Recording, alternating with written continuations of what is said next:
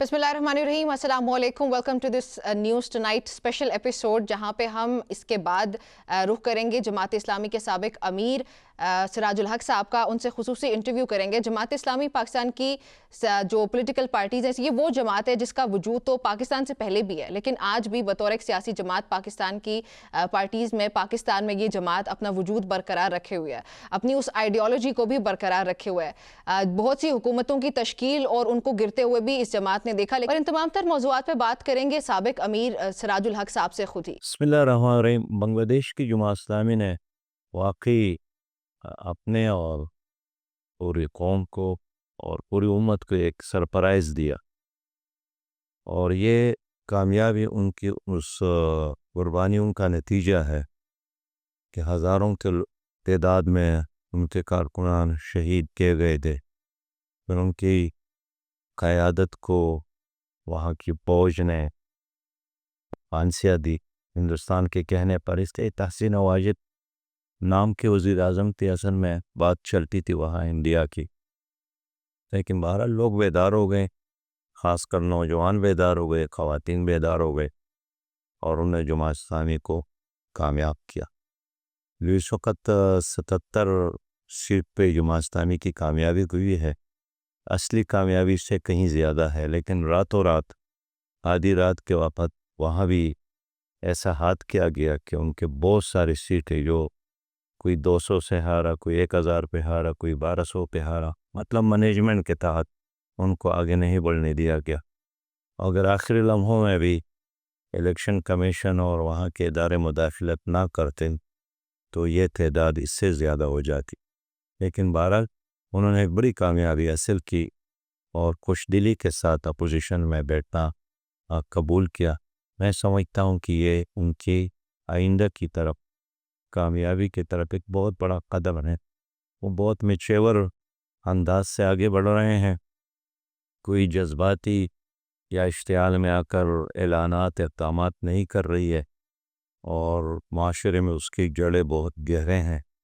अभी तकरीबन 6 यूनिवर्सिटियों में इलेक्शन हो गए, और जनरल इलेक्शन से पहले तमाम यूनिवर्सिटियों में लोगों ने, इन नौजवानों ने, तलबा ने इन यूनिवर्सिटियों में पूरी तादाद में इस्लामी छात्र शिविर, जो कि जमात इस्लामी बांग्लादेश का एक शोबा है तलबा में, उन पर एतमाद किया। तो तलबा ने उनका साथ दिया, नौजवानों ने उनका साथ दिया, ख़वातीन ने उनका साथ दिया, और उसी वजह से उनकी कामयाबी यकीनी हो गई है। लेकिन सर अभी जो पाकिस्तान में दहशतगर्दी हो रही है वो अफ़गान जिहाद के दौर में जमात इस्लामी के हलीफ या उनकी औलादें, उसके लिए वो आज रिस्पॉन्सिबल हैं या देखिए नहीं है? अफ़गान जमात इस्लामी का जिहाद, क्या मौक़िफ़ है? देखिए जो अफ़गान मुजाहिदीन थे तारीख़ में, वो अगर इंजीनियर गुलबुद्दीन हिकमतयार है, वो पाकिस्तान का एक दोस्त था। आज भी मलेशिया में है, आज भी वो पाकिस्तान को अपना दूसरा घर कहते हैं। वो अगर प्रोफेसर बुरहानुद्दीन रब्बानी थे, वो अफ़गान पाकिस्तान का दोस्त था। यानी पूरे अफ़गान, ये जो 78 साल पाकिस्तान की लाइफ है कुल, इसमें अगर पाकिस्तान दो हुकूमतें कायम हो गई है, तो यार बुरहानुद्दीन रब्बानी की हुकूमत थी, या इंजीनियर गुलबुद्दीन हिकमतयार की हुकूमत थी, या अफ़गान तालिबान जो सबसे ज़्यादा पाकिस्तान को पसंद करने वाले हैं और थे, या इनकी हुकूमत है। बाकी दहशतगर्दी जो है उसके और अवामिल है, उस पर मैं बात करूँगा जब आपने तो क्वेश्चन किया। लेकिन मैं समझता हूँ कि अपने पड़ोस में अपने एक इस्लामी बिरादर मुल्क पर अमेरिका का कब्ज़ा या रूस का कब्ज़ा, ये कैसे हम बर्दाश्त करते। हुँ। तो सर फिर ये जो अभी पाकिस्तान में दहशतगर्दी हो रही है, इसका बेहतरीन हल जमात इस्लामी क्या समझती है? आप 10 साल अमीर भी रहे, आपने वो वक़्त देखा है, आपको बेहतरीन अंदाज़ में ये पता है कि ये मामलात किस तरह से चलते हैं और किस तरह से बेहतरी की तरफ जा सकते हैं। तो क्या जमात इस्लामी में भी यकीन रखती है कि डिप्लोमेसी के थ्रू इसको हल किया जा सकता है? अफ़गान हुकूमत के साथ या अफ़गान तालिबान हुकूमत के साथ मामलात को किसी और तरह से डील करना चाहिए? क्या होना क्या चाहिए? देखिए दहशतगर्दी तो कराची में भी हुई है, हज़ार हाँ लोग शहीद हो गए हैं, मारे गए हैं, जलाए गए हैं, बारूद में जलाए गए हैं, तलबा पर गरम तारकोल डाले गए हैं। मैंने खुद अपने आंखों से देखे हैं। रोज़ रोज़ हम कई कई जनाजे उठाते थे कराची में एमक्यूएम के हाथों। अब वो किसने बनाई, किसने लॉन्च किया, पूरी दुनिया जानती है कि हमारे ریاست نے ہمارے ضیاء الحق کے دور میں MQM بنائی گئی. اس کے بعد دیکھیے آپ اکبر بگٹی کے موت کے بعد اس کو قتل کیا گیا، ہٹ کیا گیا. اس کے بعد پھر بلوچستان میں دہشت گردی شروع ہو گئی، اور یہ دہشت گردی اس وجہ سے شروع ہوئی کہ انہوں نے ان کے سردار کو، ان کے ایک ایلڈر کو بے دردی کے ساتھ. اس لیے میں سمجھتا ہوں کہ اب یہ حکومت کی ذمہ داری ہے کہ جو لوگ بلوچستان میں بندوق لیے پہاڑوں پہ بیٹھے ہیں ان کے ساتھ بات چیت کرے. اس لیے کہ دم کے ان سے اقدامات سے آپریشنز ہیں، انہوں نے بلوچستان کو کنٹرول تو نہیں کیا. 20 سال افغانوں کا اور امریکیوں کے درمیان لڑائی ہوئی ہے، لیکن پھر بھی انہوں نے آپس میں مذاکرات کیے.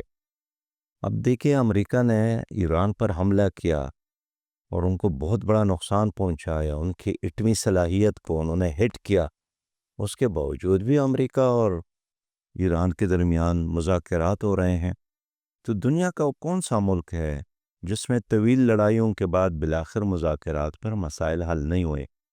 تو خود KPK میں میرے خیال میں 22 بار تو آپریشن ہوا ہے، اور ہر آپریشن کے بعد ایک اور مزید آپریشن. اس طرح ہم نے 22 بار، اتفاق کی بات ہے کہ ورلڈ بینک اور IMF سے قرضے لیے ہیں، تو ہر قرضے کے بعد مزید قرضوں کی ضرورت، اس طرح آپریشن کے بعد مزید آپریشن کی ضرورت. اس لیے میں سمجھتا ہوں کہ حکومت کو تمام سیاسی جماعتوں کے لیڈر کے ساتھ مل کر اس پوری ریاستی اور پوری حکومتی اور سیاسی یعنی جو پالیسی ہے اس کو ریویزٹ کرنے کی ضرورت ہے کہ آخر ہمارے ملک میں یہ سب کچھ کیوں ہو رہا ہے. افغانستان ہمارا ایک پڑوسی ہے. میں سمجھتا ہوں کہ افغان حکومت کا مسئلہ اور ہے، اور دہشت گردی کا یہاں ملک کے اندر جو مسلح جتھے موجود ہیں ان کا مسئلہ بالکل کچھ اور ہے. اب اگر آپ نے اس ملک کو بھی ٹھیک کرنا ہے تو اس کے لیے بھی افغانستان اور پاکستان کے درمیان ایک اشتراک عمل ضروری ہے. مشترکہ جو اقدار ہے اس پر عمل کرنا ضروری ہے، بجائے اس کے کہ آپ کا ایک دشمن انڈیا ہے، دوسرا دشمن افغانستان ہے، تیسرا کوئی اور BLA ہے. تو اپنے دشمنوں میں اضافہ کرنا یہ امن کا راستہ نہیں ہے. اگر آپ نے ایک کا مقابلہ کرنا ہے تو باقی دو کے ساتھ وقتی طور پر صحیح جیسا ہی اس کے ساتھ آپ جنگ بند کر لے. اگر آپ نے تینوں کو للکارا، تینوں کو اپنا دشمن بنایا اور مسلسل اضافہ کر رہے ہیں تو یہ تو کوئی ٹھیک حکمت عملی نہیں ہے. تو یہ پوائنٹ آف ویو تو پاکستان تحریک انصاف کا بھی ہے. پاکستان تحریک انصاف بھی کہتی ہے کہ ہارڈ اسٹیٹ کے طور پہ نہیں بلکہ سافٹ اسٹیٹ کے طور پہ سامنے آنا چاہیے، ڈپلومیسی کے تھرو جو ہے یہ سیکیورٹی کے کنسرنز ہیں ان کو ڈیل کرنا چاہیے، خاص طور پہ افغان حکومت کے ساتھ. تو سر جب آپ ایک ہی پیج پہ ہیں جو پاکستان تحریک انصاف کی بات ہے، تو کبھی جماعت اسلامی نے یہ کنسیڈر کیوں نہیں کیا کہ جو ریسنٹلی خاص طور پہ 2025-26 کے دوران چل رہا ہے اس میں یہ آپ دونوں جماعتیں اکٹھے ہو کے اسٹیٹ کو پھر کنونس کریں کہ وہ سافٹ اسٹیٹ بن کے سامنے؟ دیکھیے جب سے ہم نے شعور سنبھالا ہے یہی ہمارے اسلام آباد کا بیانیہ ہے کہ بس تیار سٹیٹمنٹ ہوتے ہیں، دم کے اوپر مشتمل سٹیٹمنٹ ہوتے ہیں، لیکن اس کا نتیجہ کیا نکلا؟ معاشی تباہی ہوئی، ملک تباہ ہو گیا. اس لیے یہ تو اوباما کی ایک تقریر میں نے سنی، انہوں نے کہا کہ اگر 20-25 سال آپ ایک پالیسی کو چلا رہے ہیں اور وہ آپ کو پے نہیں کر رہا ہے، وہ نتیجہ خیز نہیں بن رہا ہے، تو مزید اسی پالیسی پر عمل کرنا یہ بیوقوفی ہے. لیکن یہاں تو ہم سکول میں تھے، پھر کالج میں، پھر یونیورسٹیوں میں آ گئے، اب ہم 62-63 سال کے ہو گئے، ایک ہی طرح کا ایکشن ہے اور اس کا ایکشن اور ریکشن. اس لیے میں سمجھتا ہوں کہ افغانستان کو علیحدہ ڈیل کرنا چاہیے اور یہاں جو دہشت گردی ہے اس کو علیحدہ ڈیل کرنا چاہیے. آپ میں نہیں سمجھتا ہوں یعنی آپ کیسے ایک ملک کو اپنا دشمن بنا رہے ہیں؟ وجہ سے دہشت گردی نہیں ہے پاکستان میں، کیا افغانستان سپانسر نہیں کرا دہشت گردی کو، یا جو دہشت گرد ہیں ان کو وہاں پر فیسیلیٹیٹ نہیں کیا جاتا، ٹریننگز نہیں ملتی؟ دہشت گرد وہاں پر میڈم پہلی بات تو یہ نا کہ پوری قوم کو دہشت گردی کا مقابلہ کرنا چاہیے، پوری قوم کو دہشت گردی کا سامنا ہے. اس کے عوامل پر اختلاف ہے لیکن دہشت گردی کے ہم سب مخالف ہیں. جہاں تک یہ بیانیہ ہے کہ جناب جب تک ریاست نہ چاہے کوئی فرد بندوق نہ اٹھائے، تو یہ بیانیہ تو سید مودودی کا ہے کہ ریاست کے بغیر آپ قتال نہیں کر سکتے ہیں. یہ تو بالکل ٹھیک بات ہے، اس کے تو ہم سب، لیکن اس وقت جو مسلح جتھے موجود ہے تو ہم یہی پوچھتے ہیں اپنی ریاست سے کہ آپ کیوں کنٹرول نہیں کر سکتے؟ آپ کے ساتھ وسائل کی کمی ہے تو بتائیں کہ قوم آپ کو دے دے، اسلحے کی کمی ہے تو بتائیں کہ قوم آپ کو دے دے، اعتماد کی کمی ہے تو بتائیں نا کہ قوم آپ کو دے. لیکن یہ سب کچھ اگر آپ کے ساتھ موجود ہے تو روز بروز ہمارے ملک میں دہشت گردی میں اضافہ کیوں ہو رہا ہے؟ اور یہ طالبان کی آمد کے بعد نہیں ہوا ہے، یہ بہت پہلے سے یہاں چلا رہا ہے. ہم پشاور یونیورسٹی میں پڑھتے تھے، روز ہمارے کلاس روم میں اعلان ہوتا تھا کہ خیبر بازار میں دھماکہ ہوا، طلبہ کی ضرورت ہے، آؤ خون دے دے.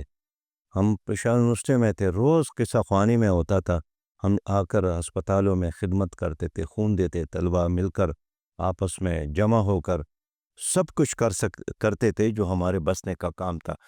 لیکن وہ 83 84 85 اور آج 2026 ہے، تو ہر حکمران یہی کہتا ہے کہ بس ہم نے آپریشن کرنا ہے اور ہم گولی کا مقابلہ گولی سے کریں گے. تو اگر آپ 20 25 سال 30 سال گزر گئے، آپ کی ایک پالیسی کامیاب نہیں ہو رہی ہے، تو ضرورت نہیں ہے کہ آپ اس کو ریوزٹ کر لیں. ہوں، ٹھیک ہو گیا. اچھا سر، غزہ بورڈ آف پیس، اس پہ جماعت اسلامی کا ہمیں احتجاج نظر آیا، اس کے علاوہ تو کوئی میں خارج پھر یہی کہوں گا کہ افغان ایک حکومت ہے افغانستان میں، اس حکومت کو اور پاکستان کے اندر دہشت گردی کو، پاکستان کی کامیاب حکمت عملی یہی ہوگی کہ ان دونوں کو جدا کر لے. اس لیے کہ آپ نے باڑ لگائی تو قوم کو یہی سنایا گیا کہ اس سے دہشت گردی، پھر کیمرے لگائے، پھر چوکیاں بنائی، پھر ڈرون، پھر 17 حملے بھی کیے. اس کے باوجود اس میں اگر کمی نہیں آ رہی ہے اور اپنی ملک میں بہت سارے نوگو ایریا بن گئے ہیں، میں اس لیے سمجھتا ہوں کہ اس کا حل ہونا چاہیے، اس کا حل نکل سکتا ہے. لیکن اس کے لیے کھلے دل کے ساتھ تمام سٹیک ہولڈر جو اس وقت اس ملک میں ہیں ان کے ساتھ بات چیت کرنا چاہیے. ابھی خیبر پختونخوا کی حکومت نے جرگہ کیا، اس جرگے میں وزیر اعلیٰ بھی تھا، اس جرگے میں وفاق کا نمائندہ گورنر بھی تھا، اس جرگے میں مسلم لیگ بھی لوگ تھے. تو ان تمام لوگوں نے مل کر کچھ سفارشات تیار کی، مرکزی حکومت کے لیے بھی، صوبائی حکومت کے لیے، لیکن اس پر تو عمل تو نہیں ہوا. تو مجھے افسوس ہے کہ ہماری مرکزی حکومت اور صوبائی حکومت سیاست کر رہی ہے، مل کر دہشت گردی کو ختم کرنے کے لیے کوئی اقدامات نہیں کر رہی ہے. یہ صرف فوج کا کام نہیں ہے کہ بس وہ مرے، وہ قربانیاں دے، ان کے لاشیں گرے، اور سیاسی حکمران صرف جا کر تعزیت کرے یا کسی الفاظ کا سہارا لے کر اس وقت گزارے. میں سمجھتا ہوں کہ اسٹیبلشمنٹ کو بھی، صوبائی حکومت کو بھی، مرکزی حکومت کو بھی اپنے اپنے حصے کا کام کرنا ہوگا، تب ہمارے ملک میں دہشت گردی ہوتی ہے. اس وقت تو یہ دونوں حکومتیں تماشا کر رہے ہیں اور صرف چھوڑا ہے کہ یہ اسٹیبلشمنٹ کا مسئلہ ہے. سر آپ بابا میں بالکل میڈم کہتا ہوں یہ اسٹیبلشمنٹ کا یا فوج کا اکیلا مسئلہ نہیں ہے، یہ مرکزی حکومت کا مسئلہ ہے اور صوبائی حکومت کا. لیکن یہ کہہ کر کہ یہ تو افغانستان کر رہا ہے، اس سے مسائل حل نہیں ہوں گے، مسائل میں اضافہ ہوگا. میں یہی کہنا چاہتا ہوں کہ اب افغانستان کی حکومت کو علیحدہ کرے، ان کو علیحدہ کرے، درمیان میں اپنے لیے راستہ نکالے. جی، ہماری گفتگو جاری رہتی ہے اس بریک کے بعد.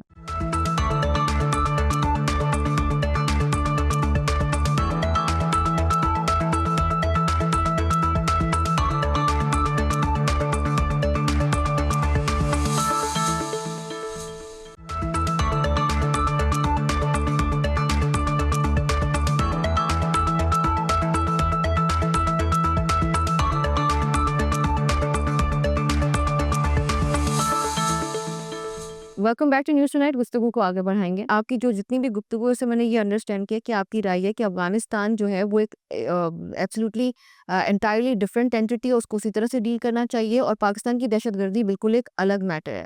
تو سر پھر دہشت گردی، میں یہ اپنی نالج اپنی انفارمیشن کے لیے پوچھ رہی ہوں کہ تو سر پھر آپ کی رائے کے مطابق دہشت گرد ہے کون، اور دہشت گردی کہاں سے رہی ہے؟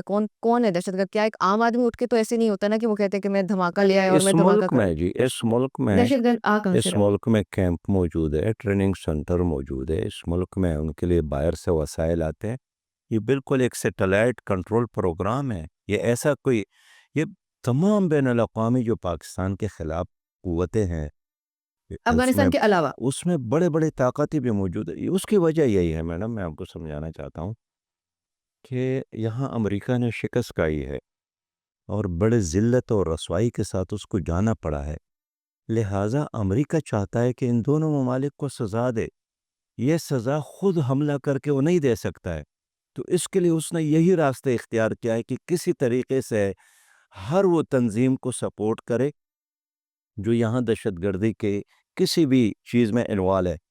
میں سمجھتا ہوں کہ وہ کراچی میں ہو، وہ اندرونی سندھ میں ہو، بلوچستان میں ہو، وہ KPK میں ہو، امریکہ ہمیں معاف کبھی بھی نہیں کرے گا، نہ افغانستان کو معاف کرے گا. اب امریکہ کے لیے بہتر آئیڈیا یہی ہے کہ کیوں نہ میں افغانستان اور پاکستان کو آپس میں لڑا دوں. اور اس لیے کہ یہ ان کا پرانا طریقہ ہے. وہ ایران کو سزا دینا چاہتے تھے تو عربوں کو ڈرایا کہ پیسہ آپ کا ہوگا، تیل آپ کا ہوگا، اسلحہ میرا ہوگا اور فوج عراق کا ہوگا. پھر انہوں نے عراق کو ورغلایا، انہوں نے ایران پر حملہ کیا. 10 سال لڑائی رہی، لاکھوں لوگ مر گئے. کس کے مزے تھے؟ مزے تھے امریکہ میں چلنے والے اسلحے کے کارخانوں کے. اور ان کی آڑ میں یعنی اس جنگ کے دوران انہوں نے بحرین میں اڈا قائم کیا، قطر میں اڈا قائم کیا، اپنی فوجوں کو UAE میں داخل کیا، سعودی عرب میں اڈا قائم کیا، عراق میں اڈا قائم کیا. اس لیے کہ انہوں نے طریقے کے ساتھ عراق اور ایران کو لڑایا. اب عراق کو کیا ملا؟ لاشوں کے علاوہ، قبرستانوں کے علاوہ ایران کو کیا ملا؟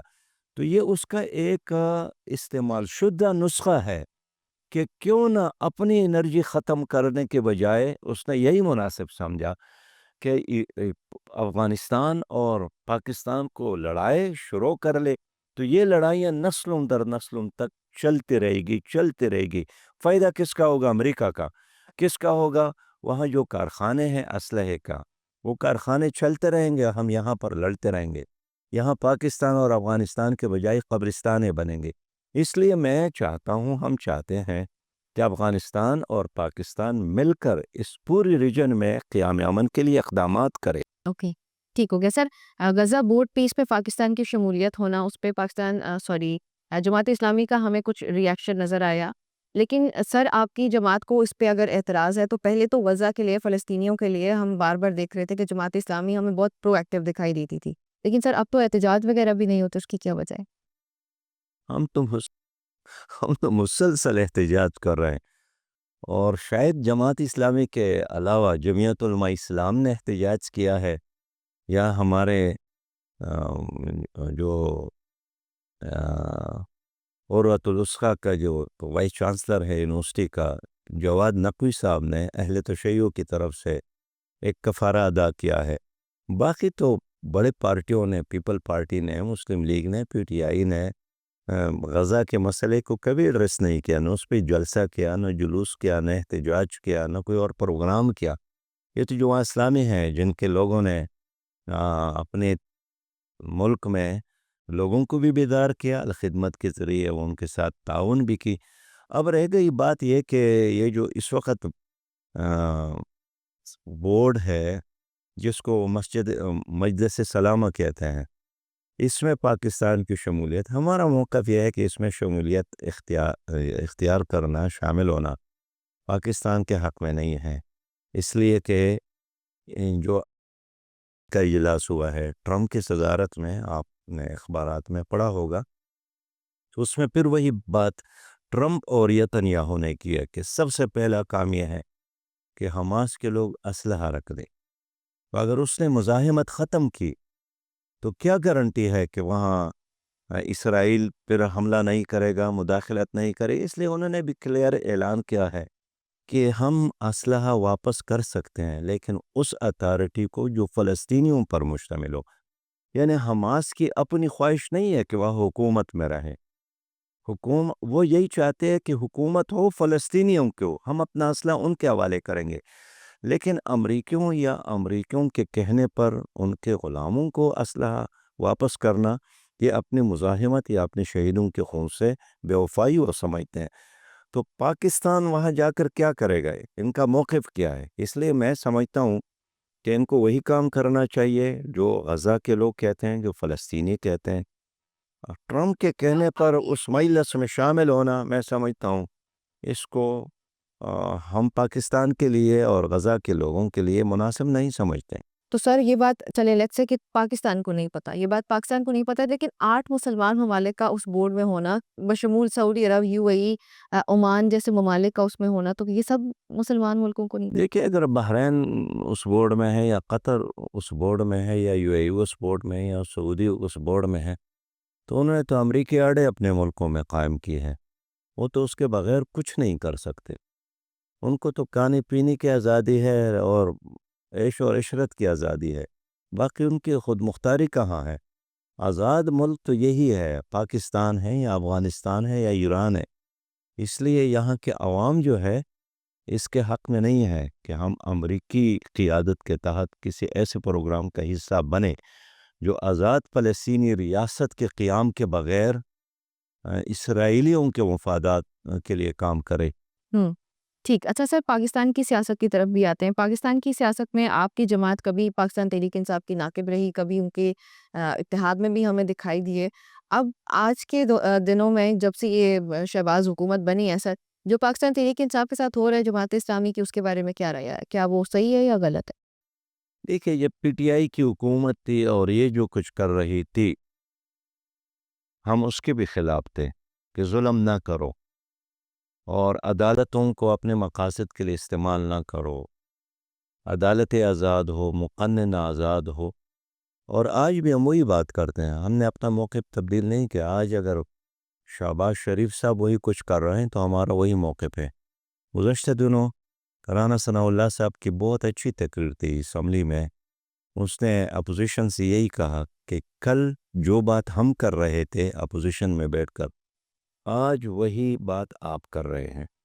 اور کل اقتدار میں آپ تھے، جو بات آپ کر رہے تھے آج وہی بات اقتدار میں آ کر ہم کر رہے ہیں. تو ممکن ہے کل ہم وہی بات شروع کریں گے وہاں جا کر، اپوزیشن میں جا کر، جو آج آپ کر رہے ہیں.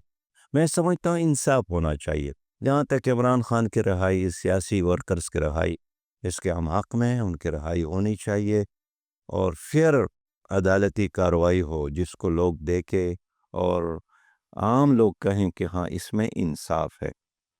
باقی پیپلز پارٹی، مسلم لیگ اور پی ٹی آئی کی پالیسیوں میں کیا فرق ہے؟ معاشی پالیسی ایک ہے، ورلڈ بینک کے قرضے، آئی ایم ایف سے قرضے لینا، مخلوط نظام تعلیم، سودی نظام، اور جو بھی اقتدار میں آتے ہیں اپنے اپوزیشن کو کچلنا، ایک ہی طریقہ کے واردات ہے.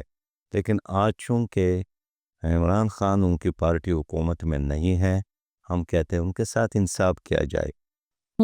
ٹھیک ہو گیا. تو 2024 کے انتخابات میں کے پی میں پاکستان تحریک انصاف نے حکومت بنائی، کیا اصل میں پاکستان تحریک انصاف جیتی تھی یا جتوائی گئی؟ کیونکہ جماعت 2018 میں 2024 18 بھی تو چلیں، وہ تو پورا پاکستان ہوگا. 2018 میں تو پی ٹی آئی کو لایا گیا، یہ تو خود وہ بھی سمجھتے ہیں. 2024 میں پھر ان کو لایا گیا، یہ شہباز شریف کی حکومت کو کے لایا پی گیا. حکومت پی ٹی آئی نے بنائی 2024 میں بھی، تو وہ پاکستان تحریک انصاف نے خود جیتی ہے یا جتوایا گیا؟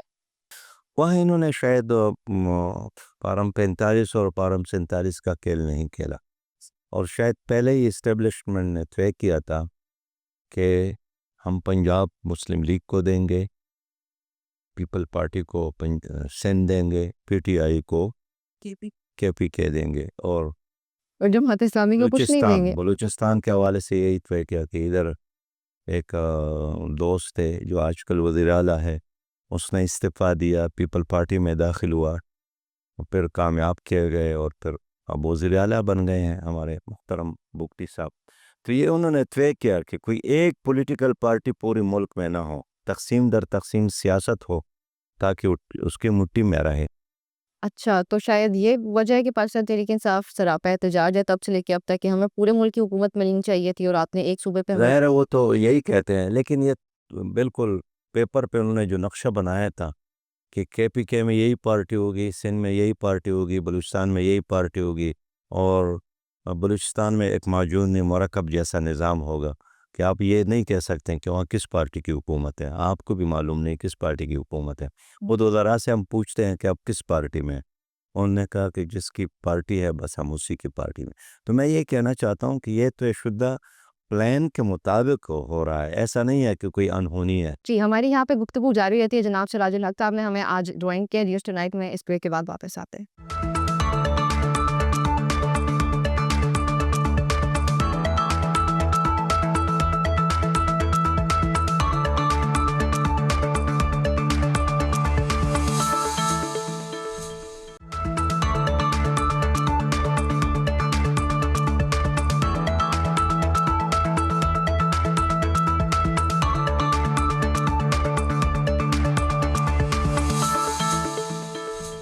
جی welcome back to news tonight, گفتگو کے سلسلے کو آگے بڑھاتے ہیں۔ سر ماضی میں اگر دیکھا جائے جماعت اسلامی کے بارے میں یہ تاثر بھی پایا جاتا ہے، اور اگر تھوڑا بہت اس کو پڑھا جائے، جیسے ضیاء الحق صاحب کا دور ہو گیا، اس میں جماعت اسلامی کی سپورٹ نظر آتی ہے ڈکٹیٹرز کے لیے۔ تو اب کیا وجہ ہے کہ ہمیں اداروں کے کچھ برعکس پالیسیز نظر آتی ہیں، یہ ایٹلیسٹ نظریہ نظر آتا ہے جماعت اسلامی کا، جبکہ ماضی میں آپ لوگ ان کو سپورٹ کرتے دیکھیے آپ جو ہے نا گزشتہ صدی کی بات کر رہے ہیں، ہاں میں اس پہ بھی بات کروں گا، لیکن میں تو اس صدی کی بات کر رہا ہوں کہ پرویز مشرف صدر تھے تو اس نے سب سے پہلے پابندی لگائی تھی تو قاضی حسین احمد صاحب پر۔ اگر ضیاء الحق کی بات کرے تو انہوں نے تو پابندی لگائی تھی جماعت اسلامی کا جو ونگ ہے اسلامی جمعیت طلبہ پر پابندی لگائی تھی، ہمارا جو مزدور ونگ ہے NLP پر پابندی لگائی تھی۔ یہ ٹھیک ہے کہ ابتدائی 5-6 مہینے میں جماعت اسلامی نے پاکستان قومی اتحاد کے ایک حصے کے طور پر ضیاء الحق کے کابینہ میں شمولیت اختیار کی، لیکن اس بنیاد پر کہ میں 90 دنوں میں الیکشن کر رہا ہوں تو آپ لوگ ساتھ دے دے کہ الیکشن یقینی ہو جائے۔ پھر جب وہ 90 دن کے بعد مکر گئے، جماعت اسلامی نے بھی وزارتیں چھوڑی، اور وہ بھی 2 وزارتیں تھیں، یعنی 2 وزارتوں کی بنیاد پر۔ ہاں ضیاء الحق اور ہمارے درمیان ایک چیز اس پہ اتفاق تھا، وہ افغان جہاد اور روس کا مقابلہ، اور وہ اس لیے کہ ہم سمجھتے تھے کہ افغان جہاد اگر کامیاب نہیں ہوتا ہے اور یہاں روس مستقل ڈیرے ڈالتے ہیں، تو جس طرح روس نے تاجکستان کو قبضہ کیا، ازبکستان کو قبضہ کیا، ترکمانستان کو قبضہ کیا، قازقستان کو قبضہ کیا، اسی طرح افغانستان بھی ان کا ایک سوویت یونین کا ایک حصہ بن جائے گا۔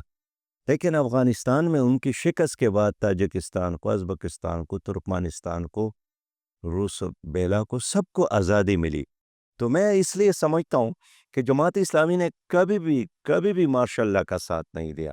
ایوب خان کا مارشاء اللہ تھا، آپ گزشتہ صدی کی بات کر رہے تھے، تو انہوں نے بھی جماعت اسلامی پر پابندی لگائی، جماعت اسلامی کی پوری قیادت کو جیل میں ڈالا، مرکزی شورا کے تمام ارکان جیل میں ڈالے، اسلامی جمعیت طلبہ پر پابندی لگائی۔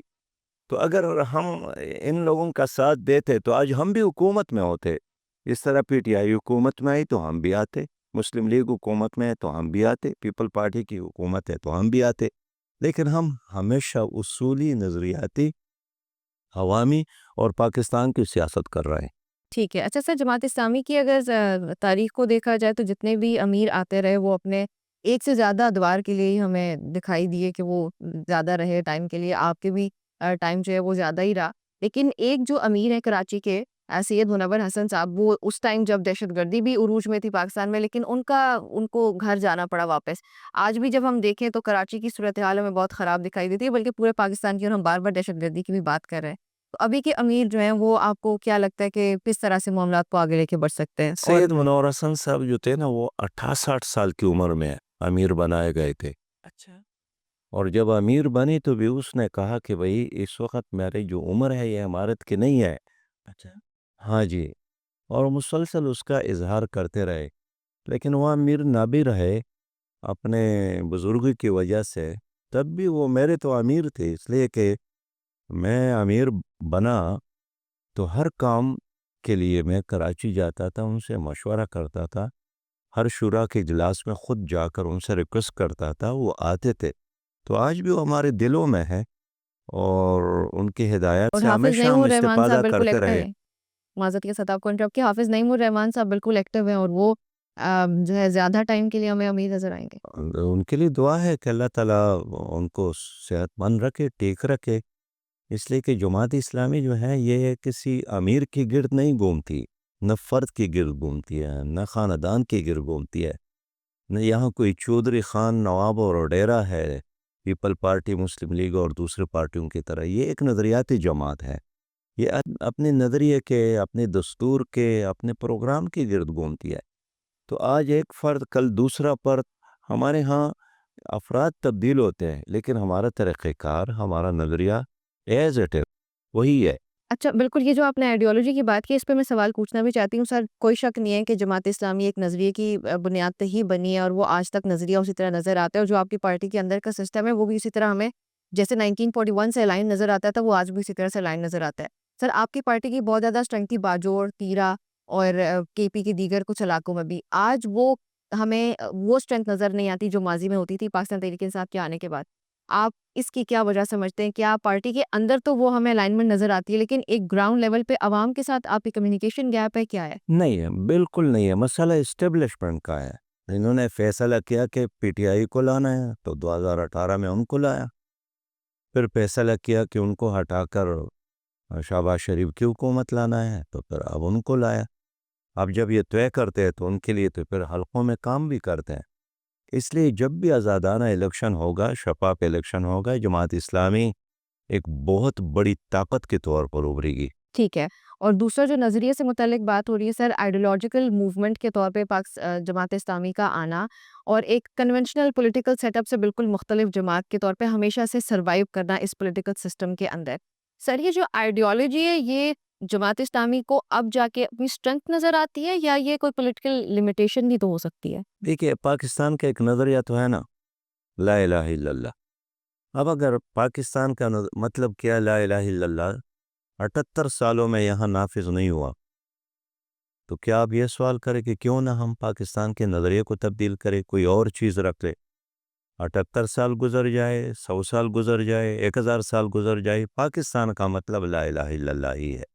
جماعت اسلامی کا بھی ایک عقیدہ ہے کہ پاکستان کی ترقی، پاکستان کا عروج، پاکستان کا استحکام وہ صرف اور صرف اللہ کی دین کے ساتھ ہی وابستہ ہے. اب جتنا جلد لوگوں نے اس نظریے کو قبول کیا تو عوام کے حق میں بہتر ہے. اگر قبول نہیں کرتا ہے، پرس کرے کسی بھی وجہ سے، وہ اسٹیبلشمنٹ کی مداخلت کی وجہ سے، وہ سرمایہ دارانہ سیاست کی وجہ سے، جاگیردارانہ سیاست کی وجہ سے، تو جماعت اسلامی کبھی اس نظریے کو چھوڑے گی نہیں. ایک وقت ضرور آئے گا، لوگ سمجھیں گے، ساتھ دیں گے. جس طرح مشرقی پاکستان جدا بھی ہو گیا، بنگلہ دیش بن گیا، جماعت اسلامی کو غدار کہا گیا، ہمارے لوگوں کو پھانسیاں دی گئی، لیکن بالآخر اس قوم نے ساتھ دینا شروع کیا. میں اسی طرح سمجھتا ہوں کہ ایک وقت آئے گا کہ لوگ بنگلہ دیش سے بھی بڑھ کر جماعت اسلامی کو اپنے ووٹوں سے، اپنے سپورٹ سے نوازیں گے. اچھا سر، ریلیجس سینٹیمنٹ تو پاکستان میں بہت زیادہ اسٹرانگلی پایا جاتا ہے. ایون وہ جماعتیں جو کہ صرف اقتدار کے بھوکے لوگ بھی بناتے ہیں وہ اس ریلیجن کارڈ کو استعمال کرتے ہوئے ووٹ حاصل کر لیتے ہیں. تو ریلیجس سینٹیمنٹ جو ہے وہ ڈومینیٹ ریلیجس پارٹیز کے لیے کیوں نہیں کر پاتا، یا وہ جماعتیں جیسے جماعت اسلامی ہے جو کہ دین کے نام پہ بنی، اور آپ بھی ابھی یہ کی بات کریں کہ پاکستان کی ترقی صرف اللہ کی رسی کو تھامنے میں یا دین کو تھامنے میں ہے. تو یہ ریلیجس سینٹیمنٹ جہاں دوسری پولیٹیکل پارٹیز کے لیے کام کر سکتا ہے وہاں پہ آپ اسی جماعت کے لیے کیوں نہیں؟ دیکھیے، جماعت اسلامی جو ہے نا ایک نظریاتی جماعت ہونے کے ناطے اپنی اصولوں پر قائم جماعت ہے. سودا بازی نہیں کرتی ہے، جھکتی نہیں ہے، دوسرے پارٹیوں کی طرح وقت کے ساتھ ساتھ اپنے پروگرام کو بدلنے کو گوارا نہیں کرتی ہے. ہم اپنے ایک صراط المستقیم پر جائیں گے، چلیں گے، ایک وقت آئے گا. اب دیکھیں، سب سے زیادہ اہمیت تو یوتھ کی ہے. اب ان تعلیمی اداروں میں الیکشن ہوتا تھا، یونیورسٹیوں میں الیکشن ہوتا تھا، لوگ اسلامی جماعت طلبہ پر اعتماد کرتے تھے، لیکن مارشاء اللہ کے دور میں اس یونین پر پابندی لگائی گئی، اس کا ہمیں نقصان ہوا. اس لیے ہم چاہتے ہیں کہ طلبہ کا الیکشن بھی ہو، یونینز کی بحالی بھی ہو، تاکہ نئی نسل کو ایک نظریاتی بنیاد پر ووٹ دینے کا موقع ملے. میں یقین کر سکتا ہوں کہ اس وقت جو پارٹیاں ہیں شخصیات کی بنیاد پر ہے، اور شخصیات زیادہ نہیں چلتی، خاندان زیادہ نہیں چلتی.